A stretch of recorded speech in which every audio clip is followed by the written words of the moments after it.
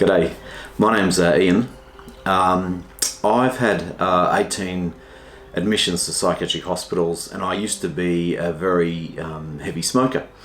I started smoking at the age of 16, had my first cigarette. I would have a few years here and there where I'd quit, but I'd always go back to it.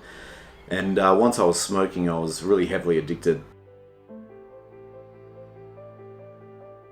When I turned about 40 years old, it became apparent to me that, you know, if I continued on smoking with all the psych medication that I was taking as well, if I continued on smoking, it wouldn't be a great outcome for me. I had a friend of mine say something really interesting to me, that he had known a guy who was on psychiatric medication, and he was also a very heavy smoker and drank a lot of coffee and smoked a lot of cigarettes, and he was on psych medication, and he had become sick and had died.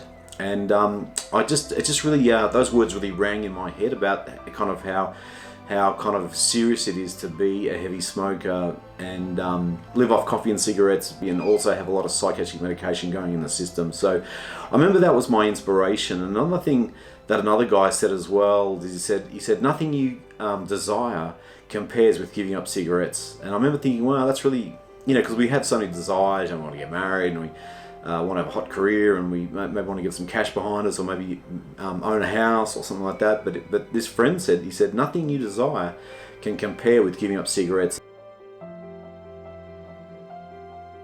I was going to Clarendon Clinic at the time, and they kind of had this quit cigarettes program at Clarendon Clinic, and I used to be on a depot injection there, so I'd go and get a depot injection, and I went on the program, and I had a coach to help me give up cigarettes, and they had I used to have a carbon monoxide breath test to see, like what the carbon monoxide levels were in my breath, and eventually with the quit program at Clarendon Clinic, I was able to give up cigarettes, and that was back about 10 years ago, and I haven't had a cigarette in 10 years.